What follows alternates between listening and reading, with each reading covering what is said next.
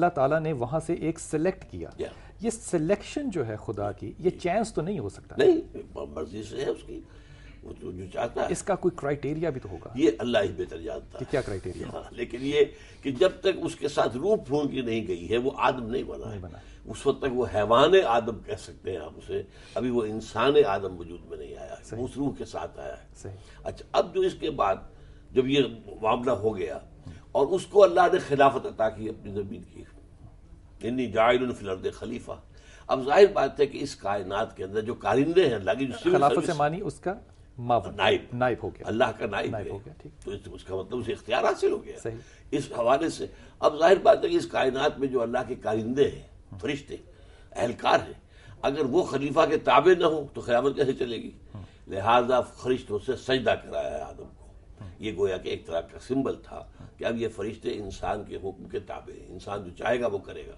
اللہ نے اختیار دیا، یہ چاہو تو ادھر جاؤ، اگر یہ جائے گا کوئی فرشتہ روک نہیں سکتا، چاہو تو ادھر جاؤ، یہ جانا چاہے گا تو کوئی فرشتہ آڑے نہیں آ سکتا. اب یہاں سے پھر جب چارج دیا گیا خلافت کا تو 3 ارتقائی عمل شروع ہوئے. ایک ارتقاء دانش، ایک ارتقاء تمدن، ایک ارتقاء سائنس یا فزیکل سائنسز.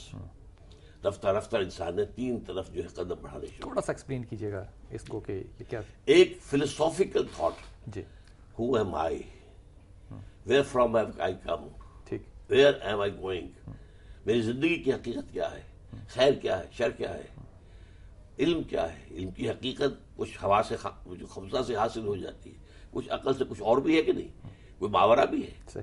آیا یہ خیر اور شر جو ہے یہ کوئی مستقل ویلیوز ہے یا یہ خواہ ہم نے بنا لی ہے؟ جیسے آج کہتے ہیں کہ نتھنگ از گڈ اور bad, only thinking makes it so. تو یہ سارے فلسافیکل کوسچنز ہیں جو بعد میں یہ دانش آ گئی.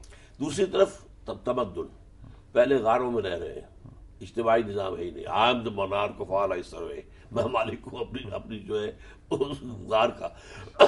پھر قبیلے کا تصور آیا، ایک کلچرل ڈومین بننی شروع ہو گئی.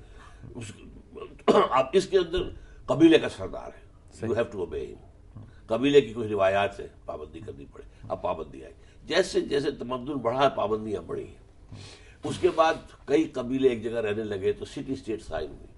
اب ان میں کانسٹیٹیوشن کا کانسیپٹ آیا کہ یہ آپس میں اپنی جگہ تو ہر قبیلہ ایک یونٹ ہے پولیٹیکل، ایک قبیلے کا سردار ہے، سب کو اس کی بات نہیں، آپس میں انٹریکشن کس بنیاد پر ہو، وہ کانسٹیٹیوشن کا آغاز ہے.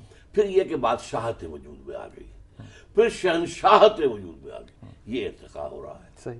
یہ دوسرا ارتقاء. تیسرا ارتقاء یہ ہے کہ پہلے انسان اس کائنات مادی قوتوں سے واقف ہی نہیں تھا، اسے سورسز انرجیز میں سے کسی کا علم ہی نہیں تھا. اس نے کہیں دیکھا کہ کوئی پتھر کہیں سے گرا ہے دوسرے پتھر پر تو ایک آگ کا شرارہ پیدا ہو گیا. اچھا، تو اس نے 2 پتھر ٹکرائے، وہ نکال لیا دیا، آگ ایجاد ہو گئی. The first source of energy. اب اس کے بعد کہیں اس نے دیکھا کہ ایک ہانڈی چڑھائی ہوئی تھی چولہے کے اوپر اور اس کے اندر سے خدمت ہو رہی تھی. پھر اس کے بعد ڈھکنا جو تھا ہلنے لگا، بھائی اسے کون ہلا رہا، یہ کون غیر بڑی قوت ہے. سائنٹیفک ایوولوشن بھی ساتھ شروع ہوگی. ٹھیک، سائنٹیفک ایوولوشن ہمارا جو ہے ہوتے ہوتے بہت سلو رفتار سے گیا، بہت سلو. لیکن پچھلے 200 برس میں ایکسپلوژن ہوا ہے. ان پچھلے 200 سالوں میں یہ سائنٹیفک ارتقاء وہاں تک گیا ہے کہ علامہ اقبال جو کہتے ہیں کہ یہ انجم صحبے جاتے ہیں، یہ عروج آدم خاکی سے انجم صحبے جاتے ہیں کہ یہ ٹوٹا ہوا تارا بہے قابل نہ بن جائے. تو یہ 3 ارتقاء ہیں. اچھا، ان میں پہلا ارتقاء تھا، اس کے لیے اللہ نے ہدایت کا فیصلہ کیا. چنانچہ پہلے ہی جب چارج دیا جا رہا ہے، جاؤ اہبطوا، مصر اب زمین میں جا کر آباد ہو جاؤ. اور لو وہاں کہ اما یاتینکم منی ھدی فمن تبع ھدایا فلا خوف علیہم ولا هم یحزنون. جب میری طرف سے کوئی ہدایت تمہیں آئے گی تو جو میری ہدایت کے تابع ہوگا، پیروی کرے گا، اس کے لیے کوئی خوف نہیں، کوئی حزن نہیں. اور جو میری آیات کا انکار کرے گا پھر وہ جہنمی ہوں گے، اس میں رہے گا. یہ ہے جو نبوت کا ارتقاء ہے اصل میں یہاں. اور اس میں بھی ارتقاء ہوا. اس کی وجہ کیا ہے کہ چاہے اللہ کا علم کامل تھا لیکن جس کو علم دینا تھا، دانش دینی تھی، وہ تو ابھی بچہ تھا. پرائمری کے بچے کو پی ایچ ڈی آپ رکھ دیجئے کوئی ٹیوٹر تو کیا پڑھائے گا؟ پڑھائے گا تو وہی جو اس پرائمری کی استعداد ہے. اس لیے اس میں ہدایت میں ارتقاء ہوا ہے. یا چنانچہ یہ کتابیں جتنی بھی آئی ہیں، یہ اس میں قرآن مجید کہتا ہے انا انزلنا التوراۃ فیہا ھدی ونور، ہم نے تورات نازل کی تھی، اس میں ہدایت بھی تھی، نور بھی تھا. پھر فرمایا یہ انجیل میں ہدایت بھی تھی، نور بھی تھا. لیکن پھر ہوتے ہوتے یہ حضور پر آ کر الہدا مکمل ہو گیا. مکمل، الیوم اکملت لکم دینکم واتممت علیکم نعمتی. ایک طرف جو تمدنی ارتقا ہو رہا تھا وہ شہنشاہیت تک پہنچ گیا تھا، لہذا اس دین کو بھی اب کامل ہونا چاہیے تھا اس کے وہ جوابی اعتبار سے. دوسری طرف یہ کہ ہدایت اب کامل ہو گئی. اس ضمن میں جو تاریخ فلسفہ ڈاکٹر صاحب زیادہ بہتر واقف ہیں، میرے لیے تو یہ چیزیں براہ راست علم کی نہیں ہے، میں نے اہل علم سے سنی ہے کہ 1200 برس جو ہے انسانی تاریخ کے وہ بہت پروڈکٹیو ہے. 600 BC to 600 AD جو فلسفیانہ فکر ہے ان 1200 سالوں میں مکمل ہو گیا. جو بھی فلسفہ آ سکتا تھا، جس لائن کا آ سکتا تھا، تب سے اب تک اس فلسفے پہ ہم نے بہت بڑی ترقی نہیں کی، کوئی فائن کیا نہیں کی. صحیح. بلکہ وہی پرانی شراب نئے لیبلز کے ساتھ ہے. صحیح. ورنہ آئیڈیلزم پلیٹو کا، ریئلزم جو ہے کا ایرسٹوٹل کا، بنیاد ان کے اوپر چل رہی ہے فلسفے کی. لہذا لیکن یہ کہ اس دور ہی میں تمام پھر فلسفیانہ مذاہب بھی پیدا ہوئے.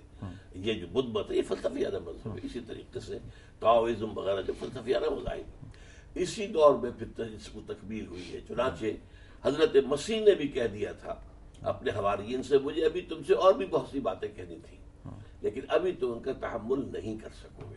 جب وہ فارتلیت آئیں گے صلی اللہ علیہ وسلم تو تمہیں سب کچھ بتائیں گے.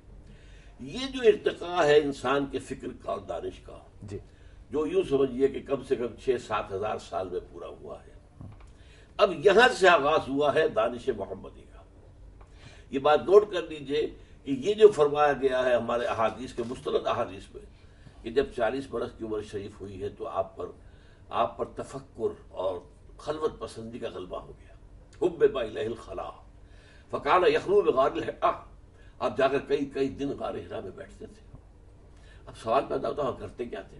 یتحنث فیہ. ہم اس بحث کو یہیں سے دوبارہ لیتے ہیں انشاءاللہ. چھوٹے سے وقفے کے بعد حاضر ہوتے ہیں.